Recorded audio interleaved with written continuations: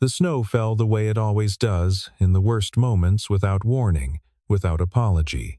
By 9 o'clock, the county road outside Millbrook had disappeared beneath 6 inches of white. No lane markings, no shoulders, just a flat, featureless dark that pressed against the windshield like something alive. Eleanor Voss had been driving for 40 minutes, with both hands locked at 10 and 2, her jaw set, her breathing shallow. The Audi Q8 graphite gray, barely 3 months old, had been performing flawlessly until it didn't. A shudder through the steering column, a warning light she had never seen before. Then a sound like the engine swallowing something it couldn't digest, and silence. She pulled to the side. The car died completely. No signal, 1% battery, the heater already losing ground to the cold. She sat in the dark, watching her breath fog the glass, and thought, this is what happens when you schedule a site visit to a mid-sized manufacturing acquisition at 8 p.m. in January. A pair of headlights appeared in the rearview mirror. Old truck, high chassis, moving slowly. It slowed further. Stopped. The door opened. A man stepped out into the snow, and even from 50 feet away she could see that his jacket was the kind that had been washed too many times and was doing its best. Behind him, from the back seat, 3 small shapes tumbled out and stood close together in the cold. He walked toward her. She did not unlock the door immediately. He stopped 2 feet from the window and waited. He didn't knock. He didn't gesture. He just waited, his hands visible at his sides, his breath rising steady in the dark. She unlocked the door. His name she would not learn until later. That first night, he was simply the man who crouched beside her front wheel in 6 inches of snow without being asked. He had already assessed the situation before she could explain it, walked the perimeter of the car once with a flashlight no larger than his fist, crouched, stood, moved to the hood, and said, with no particular urgency, "Do you have any objection to me opening this?"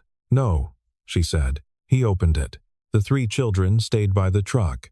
She watched them in her peripheral vision while pretending not to. 2 boys and a girl, youngest perhaps 5, oldest no more than 10. The middle child, a boy with a red wool hat pulled low, held the flashlight and trained it on the engine bay without being instructed. The older boy was rooting through a toolbox in the truck bed with practiced efficiency. The youngest had wrapped both arms around the middle child's waist and was pressing her face into his shoulder. None of them complained. None of them asked when they were leaving. They simply reorganized themselves around the problem the way a practiced crew would. Without noise, without drama. The man worked in near silence. His hands were already red from the cold. "You don't have to do this," Eleanor said. "I can call." She looked at her phone. Still no signal. "Service is spotty out here," he said, without looking up. "Usually catches again about 2 miles east if you walk." "That's not." "I know," he said. "That's why I stopped." She watched him work. The motion of his hands was not the motion of someone learning as they went. It was precise and economical, the kind of physical literacy that comes from years of repetition rather than from a manual. He traced a wiring harness with 2 fingers, paused, moved to a different component, paused again. "Fuel pressure relay," he said, mostly to himself. "Could be the fuse, could be the relay itself. You have a 2024? They moved the fuse box.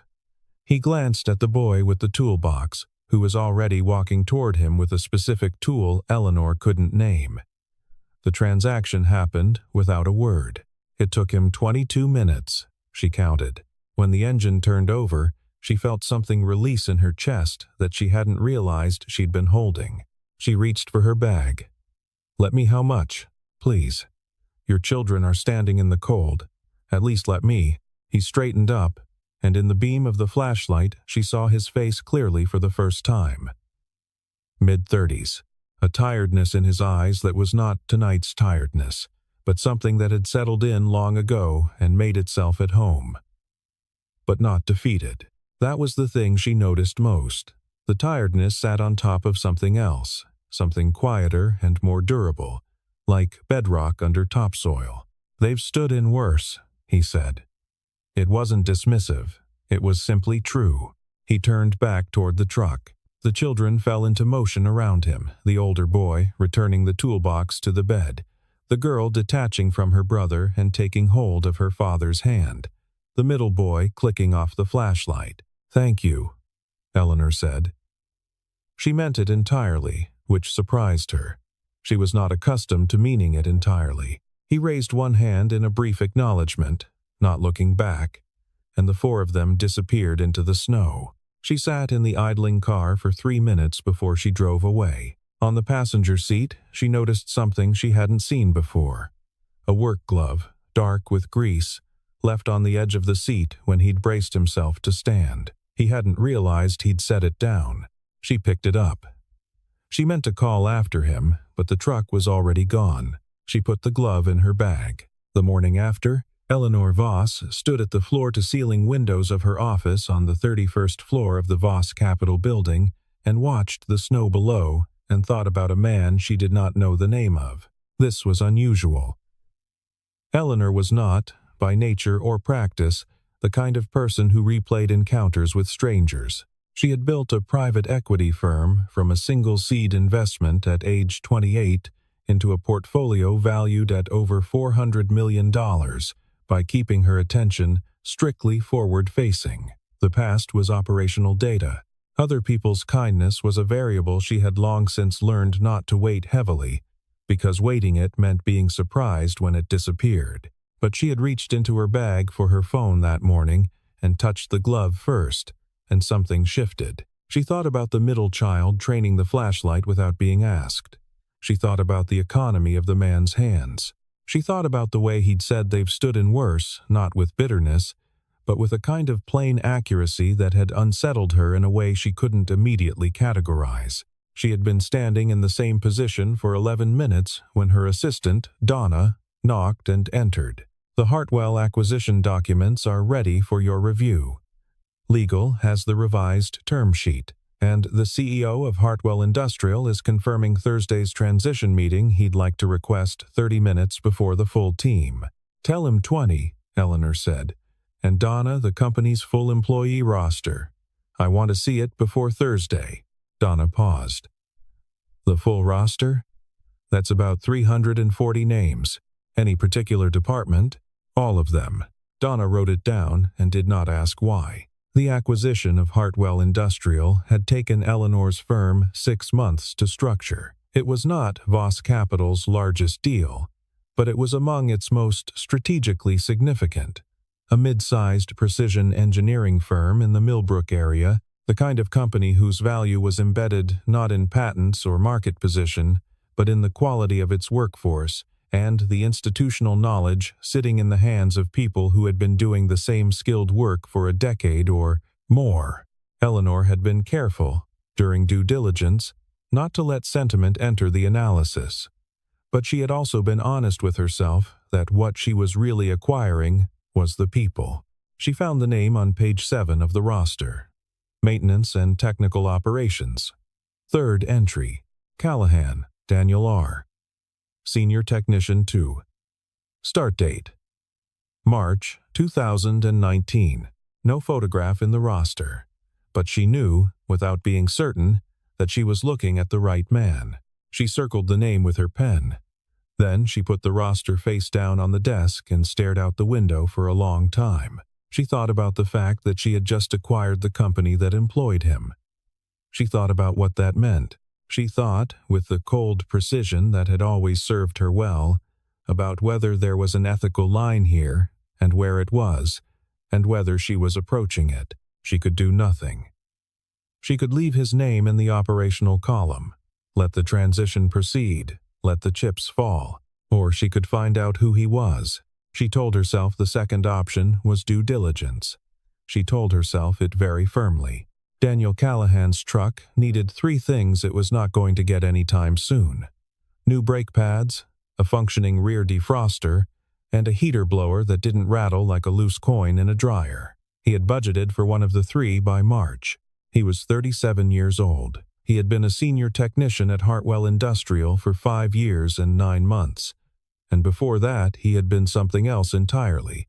and he did not think about that very often if he could help it. The apartment was on the second floor of a building on Fenwick Street that charged $1,240 a month and offered in return thin walls, a parking space with questionable legality, and a landlord named Gerald who replaced the smoke detector batteries with inexplicable reluctance. It was, however, large enough for 4 people if you arranged it correctly, and Daniel had arranged it correctly the boys in the back bedroom, Lily in the small room that had been a study, and Daniel on the pull-out in the living room that he folded back every morning without exception so that the apartment would feel like a home and not a crisis. His routine was calibrated to the minute. 6 a.m. Wake. 6:15, start coffee, pack lunches. 6:40, wake Owen and Marcus. 6:50, wake Lily, who required a different approach, a specific song. Low volume, 3 minutes minimum before she'd open her eyes without crying. 7:20, departure. Drop Lily at Mrs. Fernandez's. Drop Owen and Marcus at Roosevelt Elementary. Hartwell by 8:05. On Tuesdays and Thursdays, the school had an aftercare program that ran until 5:30. On Mondays, Wednesdays, and Fridays, his neighbor, Patricia Hogue, covered the gap between 3 and 4:45 for $60 a week, a figure Daniel had arrived at by calculating what he could offer and what Patricia could accept, and finding the number where those two things just barely overlapped. He was good at finding where things just barely overlapped. At Hartwell, he was good at something more specific, finding the problem underneath the problem. The noise a machine made that wasn't about the bearing it sounded like it was about, the intermittent fault that only appeared under load.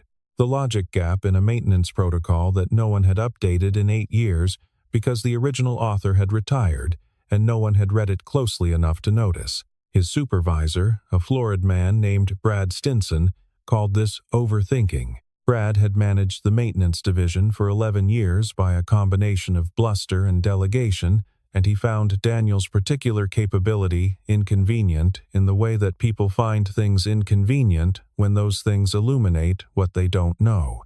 Daniel had learned not to bring things to Brad unless he had to. He had also learned, in the 5 weeks since the acquisition rumors started circulating, that had to was arriving faster than he'd prepared for. On a Tuesday evening in late January, he was making pasta with jarred sauce Marcus's choice, and therefore dinner twice a week when Owen, who was 10 and had recently started reading the news on Daniel's phone while his own was charging, looked up from the tablet and said, "Dad, what does acquisition mean?" Daniel stirred the pasta. "It means a bigger company buys a smaller one," he said. "Like Hartwell?" Daniel looked at his son.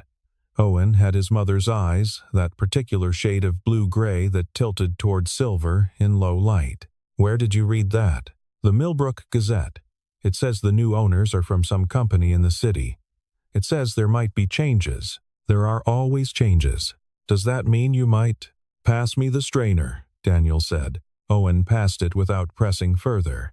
He had learned, with quiet 10-year-old wisdom, which sentences it was better not to finish.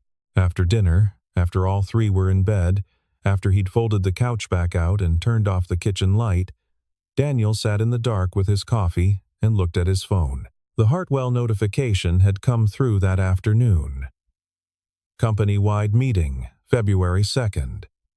Attendance mandatory. New ownership to be introduced. He read it twice. He turned off the phone. He sat in the dark for a while, and he thought about what it would cost to start over and what it would cost not to.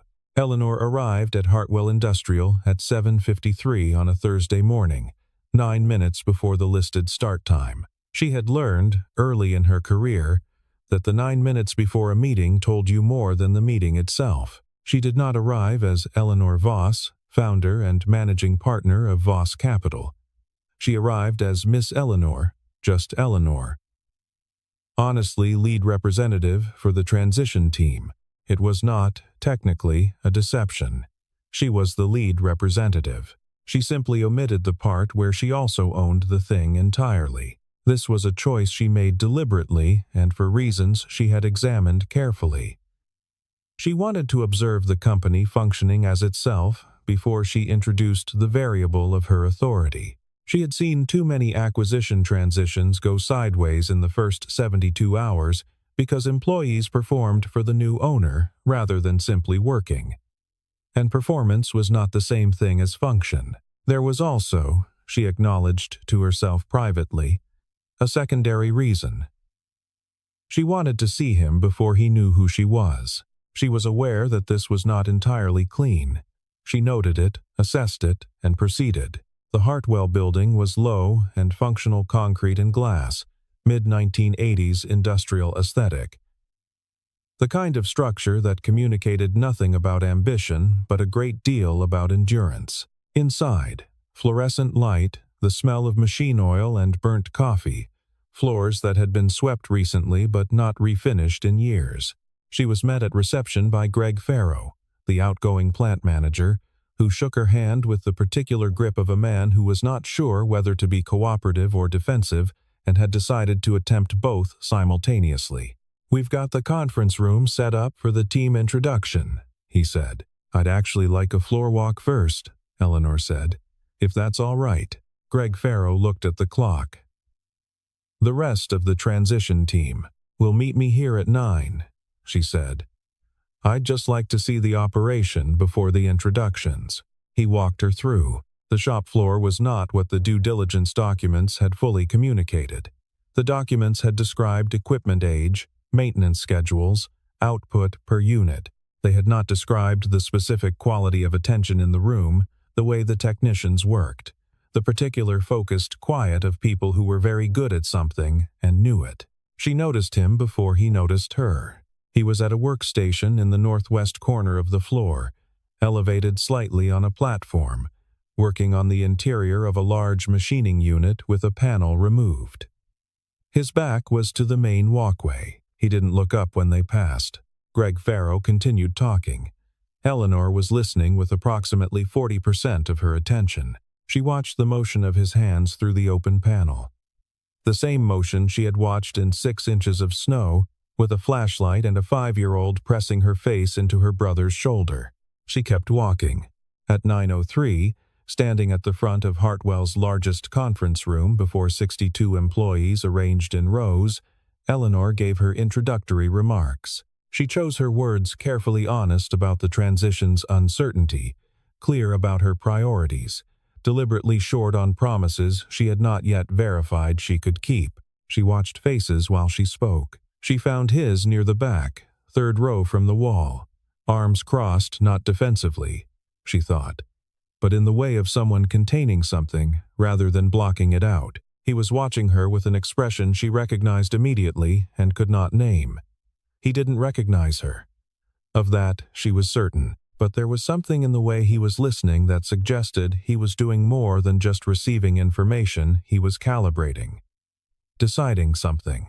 She made a note of it the way she made notes of most things, silently, completely, without allowing the observation to change her face. The hydraulic calibration failure on Unit 7 had been intermittent for 3 weeks. Brad Stinson had logged it twice as resolved and once as under monitoring, which were 3 different ways of describing the same thing. He didn't know what was causing it, and he had decided that the timing of its reoccurrence was someone else's problem. It reoccurred on the 2nd Monday after the ownership transition, at 2:14 in the afternoon, during Eleanor's operational review. The timing was, from Brad's perspective, cosmically unjust. The unit froze mid-cycle. The production floor stopped. 6 people stood looking at the control panel with expressions ranging from concern to studied neutrality. Brad arrived from the mezzanine at a light trot, already talking before he got there, already explaining in the voice he used for managing upward, comprehensive, assured, and almost entirely free of content. Eleanor listened to him for 90 seconds. Then she said, "Who on your team has worked on this unit the longest?" Brad paused.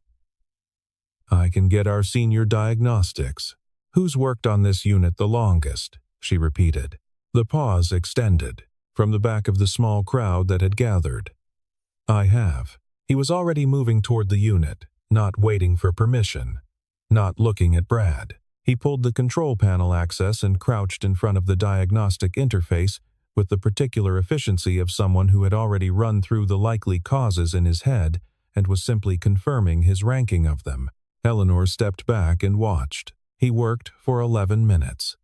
He did not explain what he was doing while he did it, which she appreciated. He moved through the diagnostic sequence with a speed that was plainly not the speed of someone learning the system. And twice he stopped at a specific point, the same point she noticed, and looked at something in the data that appeared to require more than a glance. On the third stop at that point, he said to no one in particular, "There it is." He stood up, turned to the operator, and explained what he'd found with 3 sentences. What the fault actually was, why it had been presenting intermittently, and what needed to happen next. The explanation was clean, specific, and entirely free of jargon. The operator nodded and reached for the panel. Eleanor looked at Brad Stinson. Brad Stinson was looking at the floor. She caught Daniel Callahan before he reached the far end of the shop. "Mr. Callahan." He stopped and turned. His expression did not change. "Miss Eleanor." He said it without inflection. Not rude, simply accurate. That was well done. It wasn't a difficult fault. He said it neutrally, without either false modesty or concealed pride. The system shows it was logged as resolved twice in the past 3 weeks. Something shifted in his expression, a brief, contained thing, like a door opening and closing faster than you could see what was behind it. "It wasn't resolved," he said. "I know," she said. "I'd like to schedule a 1-hour operational review with you." He looked at her for a moment. She held the look. "All right," he said, and walked away. She stood where she was and breathed. His file at Hartwell was ordinary in the way that files are ordinary when they have been systematically under-recorded. Senior Technician 2. Performance reviews rating him meets expectations every year, a designation that bore no relationship to what she had observed on the floor, and that she suspected bore no relationship to what anyone with functioning eyes had ever observed on the floor. She pulled his pre-Hartwell employment history through her HR consultant. It took 4 business days and required accessing records that were publicly available but practically invisible unless you were looking specifically. Before Hartwell Industrial, a 2-year gap, unaccounted for in the LinkedIn profile that hadn't been updated since 2020. Before the gap, a senior systems engineering role at a defense subcontractor in Ohio. Before that, a mechanical engineering degree from Ohio State, graduated with distinction. She sat with this for a moment. She hired a background research service for the gap years. Not because she thought there was anything wrong, because she thought there was something specific. It came back in 48 hours. Caregiving leave. Wife diagnosed with early onset MS at 31. Rapid progression. Death 26 months later, when Lily Callahan was 14 months old and Owen Callahan was 4. He had left a senior engineering career to care for a dying wife and 3 children, the youngest of whom had not yet learned to walk. Eleanor read the file twice in her car in the Hartwell parking lot. Engine running, the heat working at full capacity, and she did not think about the strategic implications for approximately 4 minutes, which was 3 minutes and 50 seconds longer than she usually gave to not thinking. She thought about the way he'd said they've stood in worse. She thought about what worse actually meant, now that she knew the shape of it. She put the file in her bag and drove back to the city. She did not call Donna. She sat with the information for the full 50-minute drive and did not know what to do with it, which was also unusual. Lily had been running a fever since Tuesday. By Thursday morning it was 103 and climbing, and Daniel had done the mental calculation that every single parent learns to do by necessity. Who could take her today, whether the walk-in clinic opened before 7, whether Hartwell's attendance policy, distinguished between sick days and personal emergency leave, in a way that Brad Stinson had ever chosen to apply consistently. He'd called Patricia Hogue. Patricia was dealing with her own situation. Her mother had fallen Tuesday, and Patricia's schedule was already a rubble field. He'd called Mrs. Fernandez. Mrs. Fernandez's voice had been apologetic and genuinely helpless. He'd called Hartwell's HR line at 6:50 and navigated 4 menu options to speak to someone who told him that taking emergency family leave during the transition review period would need to be flagged for supervisor approval, and that Brad Stinson wasn't in until 8:30. He'd arrived at Hartwell at 8:15 with Owen and Marcus on their way to school and Lily in the care of Mrs. Fernandez's daughter, who was 17 and kind but not, Daniel was aware, a healthcare option. He'd been at his workstation for 40 minutes when Brad Stinson appeared, and the conversation had the specific quality of conversations that have been building for a long time and have finally stopped being avoidable. "Third family leave request this quarter," Brad said, not quietly. "Second," Daniel said. "The January one was a doctor's appointment, which I made up on Saturday. Records show. I can show you my badge swipe on that Saturday if there's any confusion about the records." Brad looked at the people nearby, all of whom had discovered things to look at. "There's a review of staffing levels coming," Brad said. "New ownership, new priorities. I'd be thinking about the optics of availability right now if I were in your position." Daniel put down the tool he was holding. He set it down with deliberate care. "Are you telling me that taking approved leave to care for a sick child will affect my position in the staffing review?" "I'm saying optics matter." Daniel said nothing. He picked up the tool and resumed work. At 11:43, he received a text from Mrs. Fernandez's daughter. "Fever is 104. Should I take her to the clinic?" He was already walking to the break room to make the call when he nearly walked directly into Eleanor, who was coming from the opposite direction, with a tablet under one arm and 3 questions she had been saving for him about the Unit 7 maintenance log. She took one look at his face. "What's wrong?" she said. He stopped. He almost didn't answer. Then, because the text was still in his hand and he was already past the point where managing it alone was working. "My daughter has a high fever. My usual backup is unavailable. I need to take her to a clinic." "Go," Eleanor said. Brad Stinson said. I heard what Brad Stinson said. Something in her voice was very quiet and very precise. "Go take care of your daughter. I will handle Stinson." He looked at her. The look lasted a half-second longer than either of them intended. "You're not." He stopped. He looked at her differently. She watched him get there. The shift in his expression was not sudden.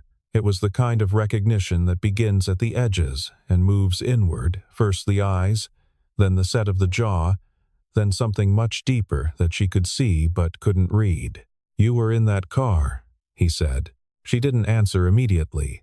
She wanted to, but she found she didn't have the right sentence ready, and she had a strong preference for having the right sentence. "Yes," she said. He looked at her for 3 more seconds. Then he looked at the Hartwell floor around them, the machines, the people, the fluorescent lights, the 40-foot ceilings. "And this company," he said. She said. His expression closed, not with anger or not only with anger, with something more complicated that she recognized even if she couldn't name it, the specific kind of shame that arrives when you realize that your need has been visible to someone whose power over you didn't know about. He walked past her toward the exit. He did not say anything else. He did not come back that afternoon. He sent a message to HR logging a half-day of emergency leave. He took Lily to the clinic. The diagnosis was a severe ear infection, bacterial, prescription required, standard treatment, nothing dangerous. The pharmacist had been unhurried and kind, and Lily had fallen asleep against Daniel's shoulder in the waiting area, with her arms around his neck and her forehead against his jaw. He sat in the plastic chair and held his daughter and thought about Eleanor Voss. He had looked her up from the clinic parking lot while Lily slept. It took approximately 4 minutes to understand the full scope of what he had been standing next to for the past 3 weeks. Voss Capital. Portfolio assets across 7 sectors. Cover interview in a business publication from 14 months ago.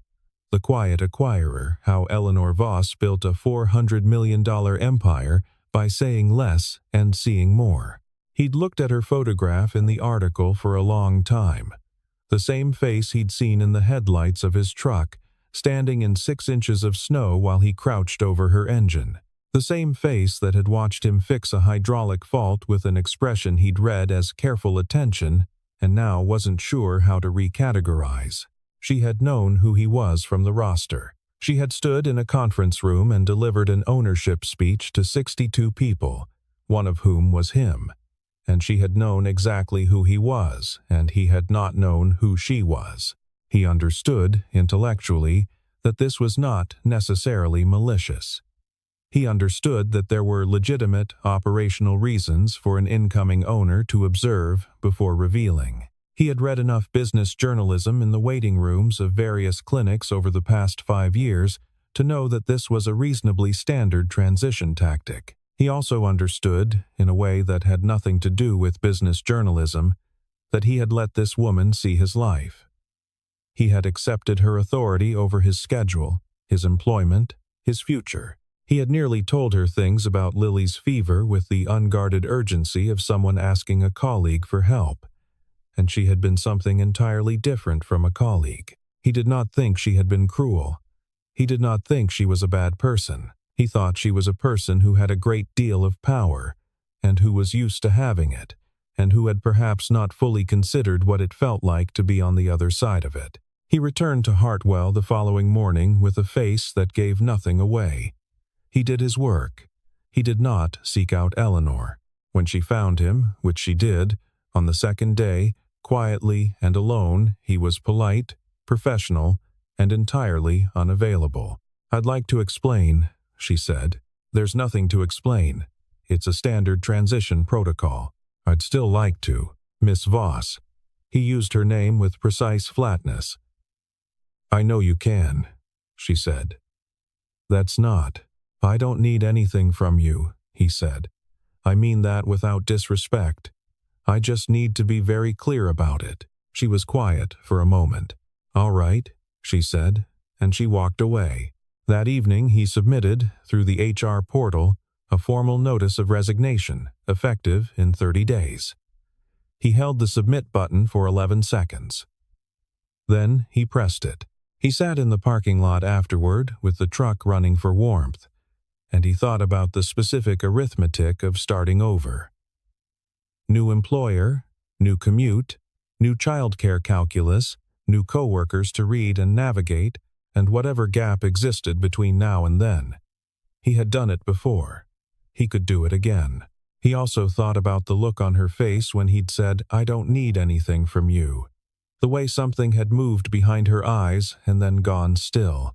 He thought about that for a while and then stopped thinking about it because it wasn't, finally, information he could use. Eleanor Voss canceled 3 meetings on the day she received notification of Daniel Callahan's resignation.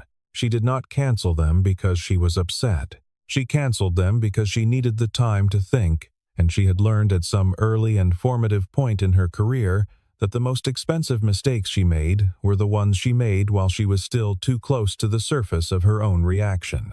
She sat in her office and she thought about whether she had, in fact, done something wrong. She went through it carefully, as she went through every analysis, stripping the emotional content, listing the facts, examining each decision point in sequence. She had observed rather than introduced herself. Standard acquisition protocol, applied many times without ethical issue. Neutral. She had found his name on the roster and recognized him. She had made no operational decisions about him at that point. Neutral. She had chosen not to reveal her identity immediately upon recognizing him. This was where she slowed down. The reason she had given herself observational clarity was true. It was also incomplete. She sat with the incomplete part. The incomplete part was this. She had wanted to see him again, and she had been, for the first time in a very long time, uncertain how to do that without the structure of the transaction giving her a framework. She recognized, considerably better at transactions than she was at the kind of thing that didn't have a framework. This was not an excuse. She noted that it was not an excuse. But it was the truth, and she had a strong preference for the truth. She then did something she was not proud of, and did it anyway. She called Dr. Christine Mercer, a pediatric specialist she knew from a charitable board she sat on, and she described, in carefully general terms, a situation involving a child with recurring ear infections and a family without robust healthcare coverage. She did not name anyone. She asked whether Dr. Mercer knew of any programs that provided reduced-cost specialist evaluation for exactly this kind of case. Dr. Mercer said she did. She provided 3 options. Eleanor thanked her, ended the call, and wrote down the 3 options on a piece of paper. She sat with the piece of paper for a long time. Then she put it in an envelope, addressed it to Daniel Callahan at his Hartwell address, not his home address, because she was aware of where the lines were and wrote on the outside in her own handwriting, "In case it's useful. E." She sent it through standard mail. Not a courier, not a personal delivery. The slowest, most ordinary channel available. Then she turned to the matter of Hartwell's organizational structure. She had been planning, since before the acquisition closed, to implement a tier restructuring that would consolidate the maintenance and technical operations divisions under a new department head. Someone with the expertise to translate between the floor's practical knowledge and the executive team's strategic decisions. She had been identifying candidates externally. She pulled those candidate files and closed them. She opened Daniel Callahan's personnel file instead, and the additional background research and the report from her floor observation, and she began to build a case that she would put in front of no one except herself, and that she would refuse to implement out of sentiment or guilt, but would only implement if it was correct. By 11 p.m., she was satisfied that it was correct. She drafted the new role description. Director of Technical Operations. Scope, maintenance, engineering oversight, capital equipment planning. Reporting directly to her transition office. Salary roughly 3 times what he was currently making. She put the draft in a folder and did not send it. She waited. His last day at Hartwell was a Friday in late February. He had not told the children yet. He had a second interview at a fabrication company in Cleburne, 40 minutes further from school but workable, and a tentative offer from a plant in Westonville that paid less but had good benefits. He was narrowing the arithmetic. He was in the parking lot at 4:55, keys in hand, when Eleanor Voss's car pulled into the space 2 down from his truck. She got out and stood in the cold. She was not wearing the kind of coat she'd been wearing the first time he'd seen her. She was wearing something practical, insulated, dark green, the kind of thing you chose for actual weather rather than appearance. He noticed this and wasn't sure what to do with it. She stood about 6 feet away, and she didn't attempt to close the distance. "I'm not here to offer you anything," she said. "I want to be clear about that before I say anything else." He waited. "I mailed something to your office address about 3 weeks ago. A letter with some healthcare referrals. For Lily. I want to tell you about that because I realized after I sent it that you deserved to know it was from me, and I didn't want you to find out some other way." He said nothing, but he was listening. "I know you looked me up," she said. "I know what you found, and I know how the last few weeks must have read from where you were standing. You had every right to be angry about it." "I wasn't angry," he said. "It was true, and also not entirely true." She nodded once, accepting the complication in that. "I was going to explain why I didn't say anything immediately, but I've been thinking about it, and I don't think the explanation is actually the point." She paused. "The point is that I sat in my car for 3 minutes after you fixed my engine and drove away in the snow, and I thought about you and your kids for the next week before I ever looked at the Hartwell roster. And I have been trying very hard to keep those 2 things separate, and I don't think they actually are. The wind moved across the lot. His breath fogged in the cold. "There's a position," she said. "Director of Technical Operations. I want to be direct with you about that. 2, I identified it, I structured it, and you are the correct person for it. I am not offering it to you because of anything that happened in that snowstorm. I'm offering it to you because I have watched you work for 6 weeks, and I know what I'm looking at, and if you say no, I will have to find someone considerably less qualified, and that will be a real operational problem for me." He almost smiled. "Almost. That's a strange pitch," he said. "I know. I've been workshopping it." She tilted her head slightly, and for a half-second something shifted in her face, not vulnerability exactly, but something that had decided to stop being managed. "I'm not good at this part. I'm good at transactions. This isn't a transaction. I don't know what it is." He looked at her. He looked at her the way he looked at a fault code on a diagnostic screen, trying to read past the surface presentation to what was actually underneath. "The night you helped me," she said quietly, "I asked myself later why a person would do that. Stop for a stranger in a snowstorm with 3 kids in the truck. Not even leave a name. I've been thinking about the answer for 2 months. It was cold," he said. "And you were stuck." "I know," she said. "That's the answer." She said it with a precision that made it clear she understood exactly what that meant, that a person helped because the need was there, and they had the capacity. Full stop. Without calculation, without the machinery of self-interest grinding away underneath. She held his gaze.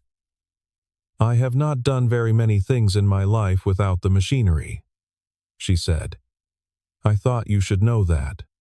For whatever it's worth." He stood in the parking lot for a long moment and thought about Lily, who had finished the antibiotic course and was back to demanding specific socks every morning and strong opinions about breakfast. He thought about Owen, who read the news and asked questions he was careful to finish. He thought about Marcus, who had held the flashlight in the snow for a stranger without being asked, because that was simply what was needed. He thought about what it cost him to stay closed, and whether that cost was worth what it purchased. "I'll look at the position," he said. Not yes, not no. The first honest thing he'd been able to say to her in 3 weeks. She nodded. Her expression didn't perform relief, and he was grateful for that. It was exactly the kind of thing that would have lost her the ground she'd just gained. "I'll send the full description to you before Monday," she said. "You can tell me what you think." He unlocked his truck. He stood with the door open for a moment. "The glove," he said. "I think I left a glove in your car." "I still have it," she said. He looked at her. "It's in my office," she said, and did not elaborate, and did not look away. He got in the truck. He drove the 22 minutes to the school, and he picked up Owen and Marcus, and they argued in the back seat about something minor and continuous, and he stopped at the pharmacy and then at Mrs. Fernandez's to get Lily, who had decorated her left shoe with a marker drawing that she described as a dog but also a rocket. That evening, after dinner, after the dishes, after Lily and Marcus were in bed and Owen was reading in the low light of the back bedroom, Daniel sat at the kitchen table with a cup of coffee and opened his email. There was a message from an address he didn't recognize, with a subject line, "Position Description Director of Technical Operations, Hartwell Industrial." He opened it. It was thorough and honest and asked considerably more of him than his current role, and the salary figure at the bottom was one he'd have to look at twice before he believed it. At the bottom, after the formal description, in a separate paragraph that had clearly been added after the document was drafted, "This role requires someone who understands both the technical and the human dimensions of an operation. In my experience, those are rarely the same skill, and almost never found in the same person. I've watched you for 6 weeks, and I believe you have both. This assessment has nothing to do with a snowstorm.